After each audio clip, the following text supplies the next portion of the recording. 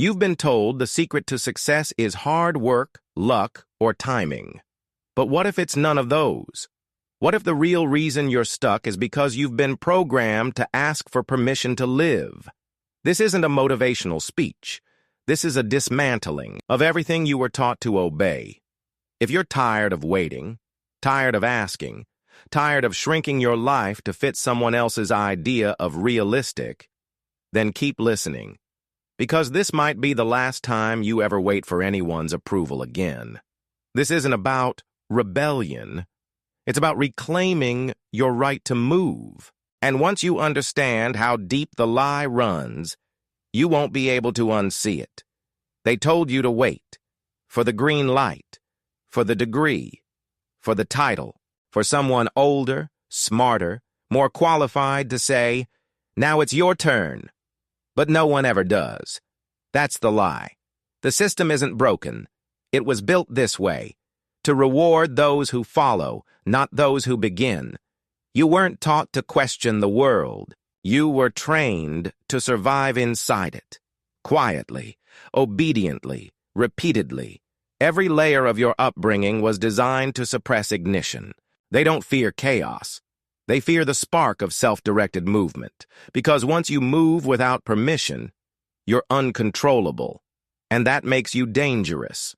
Dangerous like a 16-year-old coding PayPal in his dorm. Dangerous like launching a rocket without NASA's blessing. Dangerous like betting your last dollar on an idea the world called impossible. I never waited. Not because I was brave, because I was allergic to stagnation. Because the idea of sitting still while waiting for validation felt more painful than failure itself. Permission is just another word for delay. It disguises itself as safety, as wisdom, as humility. But it's fear wearing a tie. Fear that you might fail.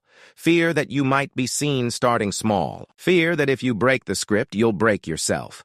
But here's the part no one told you. You're already broken. You've just learned how to look functional. You go to work. You pay bills. You meet expectations. But your mind? It's caged. And you wonder why you can't sleep, why you scroll for hours, why everything feels muted. You're not lazy. You're suffocating. Suffocating inside a life that asks you to shrink, to obey, to wait your turn like a good citizen of nothing. And the truth is, no one's coming. There's no grand panel of judges watching you, waiting to approve your next move. The only permission you need is the one you've been too afraid to give yourself. The moment I realized this, I stopped asking. I stopped looking for role models, mentors, gatekeepers. I became the thing I was waiting for. SpaceX didn't start because I had approval. It started because I was tired of watching the world decay in the name of caution. Tesla didn't rise because I was ready. It rose because I refused to accept oil as our legacy. Every important thing I've ever done began before it made sense, before it was safe, before I was qualified. That's the secret. No one who changes the world was ever qualified to do it. They just started, while everyone else waited. That's why permission is a trap. It trains you to seek consensus before clarity, approval before alignment.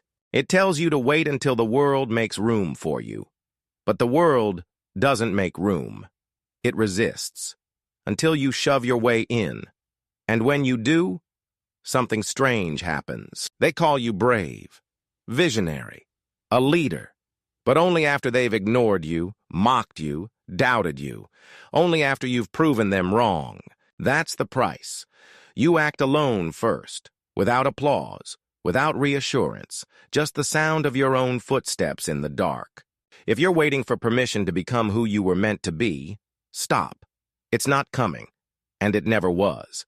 The people who win, who build, who bend reality, they don't wait. They don't ask. They decide. Decide to start. Decide to move. Decide to make a dent. And when the world sees the dent, it asks how you did it. That's when you smile and say nothing, because deep down, they already know. You didn't ask for permission. You just built. If something inside you cracked open while listening to this, that's not fear. That's your mind waking up. Follow Mind of Musk. And remember, you don't need permission to begin. You just need to begin. They didn't teach you how to think. They taught you how to wait, how to memorize, how to comply, how to raise your hand before speaking, and lower your head when questioned. That wasn't education. That was training. Training for a life of quiet obedience, disguised as achievement. You were never rewarded for being curious, only for being correct. Not for asking better questions, only for giving expected answers. School didn't prepare you for life. It prepared you to serve someone else's life, to follow a system, to submit to its timing, to perform like a machine. Perfect on paper, dead inside. They called it structure. I call it sedation, a slow kill of your initiative, so subtle you mistake it for discipline. I saw it early, that what they wanted wasn't intelligence. It was conformity with a smile. I played along until it became unbearable, the endless lectures, the worksheets, the grading curves. I kept asking myself, is this what thinking feels like? Because it didn't feel alive. It felt like simulation, and the more I looked around, the more I saw the same faces, smart kids, wired for brilliance, slowly going numb, learning how to get A's, not how to solve anything real. They could recite formulas but couldn't fix a faucet. They could write essays but couldn't ask one honest question about their own future. That's what school did. It didn't raise leaders. It raised calculators. Initiative was treated like disruption. Creativity was punished as insubordination. I once asked a physics teacher why we weren't learning the math behind the stars instead of pendulums. He told me, "That's not in the curriculum." I realized then, school isn't built to expand your mind. It's built to keep it within safe walls. The classroom isn't a launch pad. It's a container. We teach kids not to try until someone gives them the steps, not to start until someone hands them permission, not to act until someone says it's safe. And then we wonder why no one builds anything that matters, because we've trained instinct out of them and replaced it with hesitation, with fear of mistakes, with fear of being wrong in front of others. But here's the thing. Real learning happens on the edge of error. And real builders are just people who kept moving despite not knowing all the answers. That's how I learned everything that matters. By doing. By failing forward. By picking up problems no one asked me to solve. I didn't wait for a certificate to think differently. I just did. And they called it risky. They called it unrealistic. Until it worked, then they called it genius. But it wasn't genius. It was freedom. Freedom from needing to be told what to do. That's what school should have taught us. How to move without a script. How to think when no one's watching. How to lead when no one's giving instructions. But it didn't. It taught us how to color inside the lines. How to stay seated. How to be rewarded for following rubrics instead of instincts. The truth is, most people aren't afraid of hard work. They're afraid of working without instructions, without a map, without a checklist that guarantees results. And why wouldn't they be? We spent the first 18 years of our lives being graded, corrected, shaped, told what success looks like, told when to speak, when to stop, when we were enough. But the moment you leave school, no one's grading you anymore. No one's giving you gold stars. That's when most people freeze. Because the world doesn't work like a classroom. The world doesn't care about your GPA. It cares about your ability to move, to decide, to act. That's why the ones who win aren't always the smartest. They're the ones who unlearned the script faster, who realized that waiting for approval is the most expensive habit school gave you. It costs you your momentum, your edge, your originality. It costs you your life. One paused year at a time. If school taught obedience, then initiative must be self-taught, built from trial, from repetition, from resisting the urge to ask for instructions every time something feels unclear. Because the truth is, uncertainty isn't a problem. It's a test. And the only ones who pass are the ones who move anyway. So if you're still waiting to be taught how to lead, stop. No one is coming to teach that. Because the system doesn't produce leaders, it produces workers. And if you want to lead, to build, to innovate, you'll have to do what school never let you. You'll have to give yourself permission. They told you to earn your place, to wait your turn, to prove yourself before you speak, build, lead. But authority doesn't come from waiting. It comes from doing, from moving, from making something real while everyone else is still debating hypotheticals. No one gave me permission to start SpaceX. No one handed me credibility to challenge Boeing, NASA, or the military-industrial complex. I created it by doing the thing they said I couldn't, and they hated me for it, until they couldn't. That's the hidden law of power. Authority doesn't precede action. It follows it. But school didn't teach you that. School taught you to ask, to seek approval, to build a resume before building reality. And the longer you waited, the more you lost the instinct to move without instruction. We've built a culture where boldness is viewed as arrogance, where movement without consensus is labeled as reckless. But look closer. Every major shift in history was triggered by someone who didn't ask first, someone who made the first dent without being told it was okay. The Wright brothers didn't get a license to fly. Jobs didn't get certified to invent personal computing. I didn't ask if it was acceptable to put rockets into space and land them vertically. I just decided to try. And trying, consistently in public, especially while failing, is how you earn a weight your critics can't replicate. Because people don't follow titles. They follow momentum. That's why the world listens to those who move, even if they're wrong, especially if they're bold. Because motion carries energy, and energy is authority. Not credentials, not applause, but momentum that can't be ignored. Authority isn't a throne you're invited to sit on. It's something you forge with each decision that others are too afraid to make. You become a reference point not because you were anointed, but because you acted when no one else would. That's the difference between those who shape the world and those who study it. The world doesn't belong to the qualified. It belongs to the ones who ship things, who build before the market is ready, who act before the theory is proven, who stake their name on imperfect ideas and drag them into existence. And when you do that long enough, something shifts. People stop asking who gave you permission. They start asking how you did it. But that shift never happens if you're still waiting to feel ready, or safe, or seen. The system wants you to believe you need a badge to begin, that you have to pass someone else's filter before building your own platform. That's a trap. The filter was always fake. The gate was always open. You were just trained not to walk through it. Every time you move while others pause, you claim ground. Mental ground, cultural ground, market ground, and that ground becomes leverage. The more you build, the more your ideas stop sounding risky and start sounding visionary. Not because they changed, but because you did. That's how action bends perception.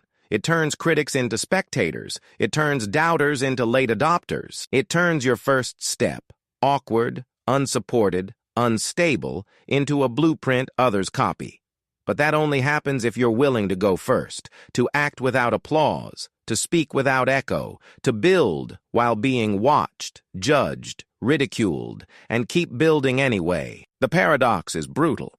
You only earn respect once you stop needing it, because power doesn't chase approval. It attracts it. So if you want to be taken seriously, stop asking for that. Start acting like it's already true, because authority doesn't come from titles. It comes from movement, from scars, from doing what others avoid because it might fail. Yes, it might.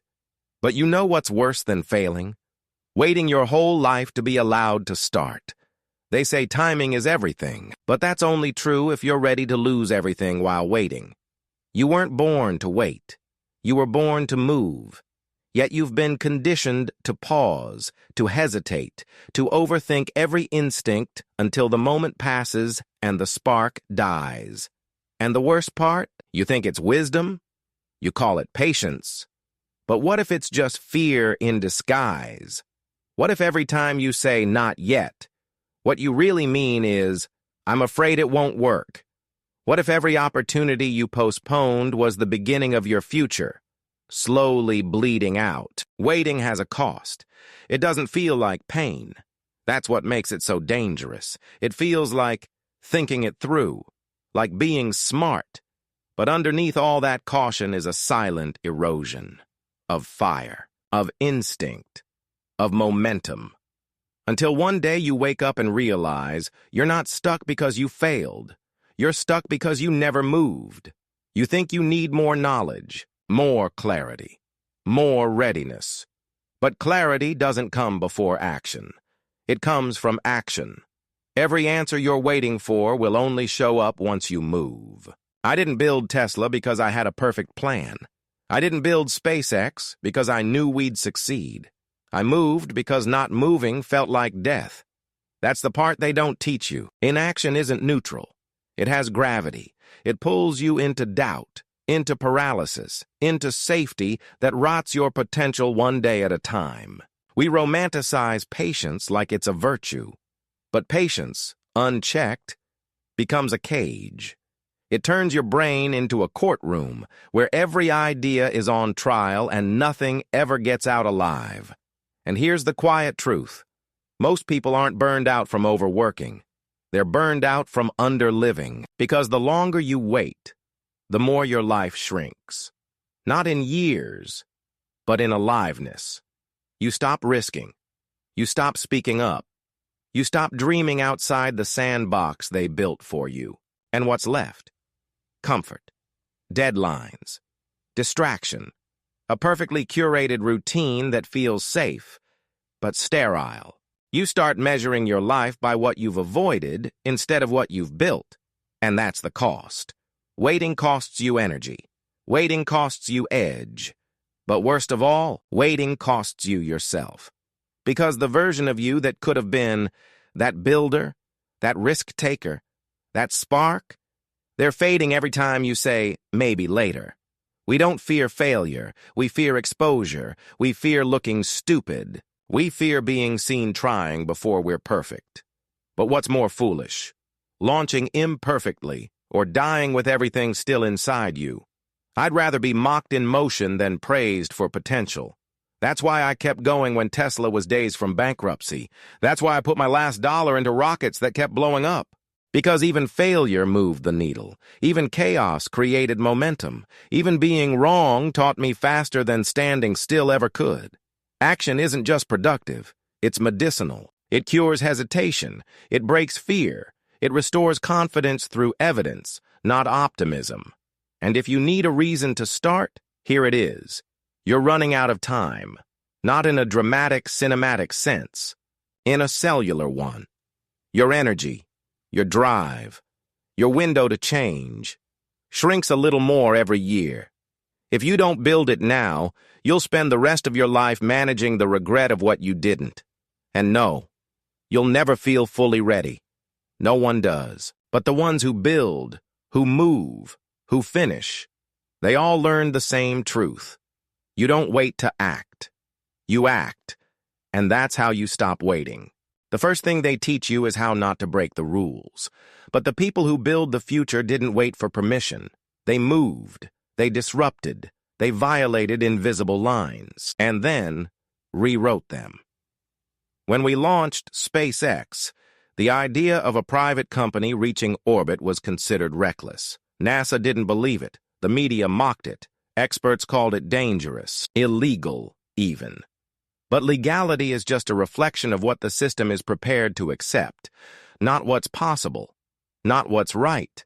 If I waited for regulations to catch up, I'd still be waiting. Instead, we built the rocket. We launched it. And then the system scrambled to respond. Because the world isn't changed by those who ask, is it allowed? It's changed by those who ask, is it necessary? Most people won't admit it, but they're addicted to safety. Not physical safety, psychological safety, the safety of being approved, of being seen as reasonable, of being inoffensive, within bounds. But real innovation doesn't happen inside bounds. It stretches them. And sometimes, It breaks them completely. That's why we called it full self-driving. Not because it was perfect, but because it forced the conversation. The lawsuits came, the headlines came, but so did the momentum, so did the pressure to evolve. Playing safe doesn't create revolutions. Playing safe maintains the status quo. People say, you're playing with fire. Yes, because fire is how you burn down things that no longer serve us. If that means getting sued, so be it. You don't change the game by asking the referee for new rules. You change it by playing so differently that the old rules collapse under your weight. Most people try to fit within a system, but the system was never built for vision. It was built for compliance. You think you need credentials, permission, legal green lights, but what you really need is a spine, the courage to build, not knowing if the world will follow, the nerve to create something too bold to ignore, even if it breaks things, especially if it breaks things. Every great builder has to cross a line no one else is willing to cross, not recklessly, but deliberately, because they understand that boundaries aren't moral truths. They're just habits dressed up as rules. There's a moment in every bold idea when the world says, you can't do that. And in that moment, you only have two choices. Shrink back into the safety of the known, or step into the storm and build it anyway. That moment is a test, not of your intelligence, but of your nerve. You don't build new realities by being agreeable. You build them by being so relentlessly convicted that the world eventually bends, even if it drags you through court first. Yes, I've been sued, investigated, criticized, laughed at. But if you aren't creating discomfort, you're not creating anything that matters. That's the cost of being early, the cost of being the first one through the wall. You bleed a little. You lose sleep. You lose approval. But you gain gravity. You gain mass. And eventually, the very system that resisted you is forced to adapt. I've never been interested in asking what's allowed.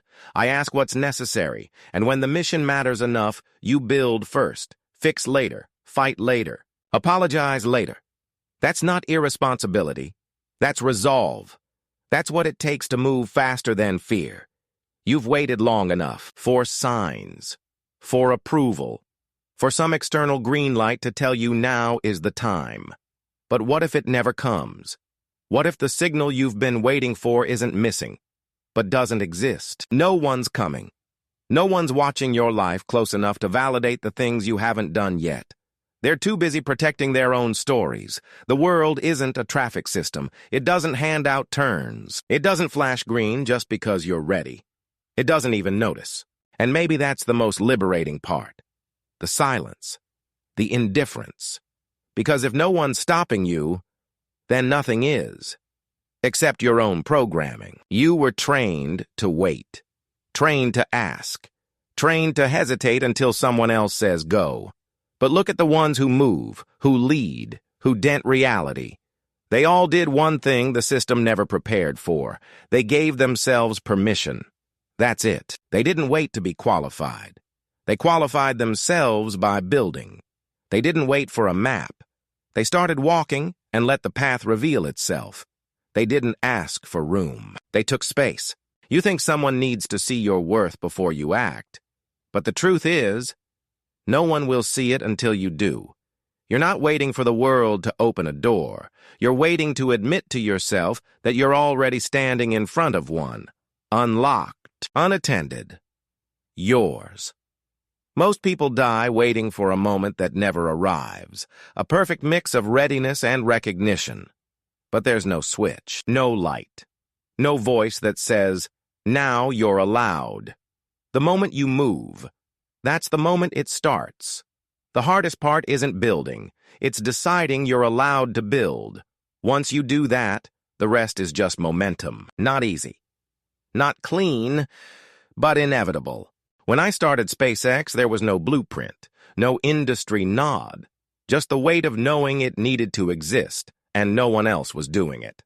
When we built Tesla, the world wasn't asking for electric cars, but we built anyway, and eventually, they caught up. That's the pattern. Move first. Let the world flinch. Let the critics scream. Let the silence stretch. And if you stay in motion long enough, you'll realize it was never about getting permission. It was about becoming undeniable. That's how you create your own green light. You stop waiting for it. You become it. And when they ask who told you that you were allowed to build this, lead this, change this, you won't have an answer. Because the truth is, no one did. You just didn't need one. You made it to the end. That already makes you different. Not because you listened, but because you stayed.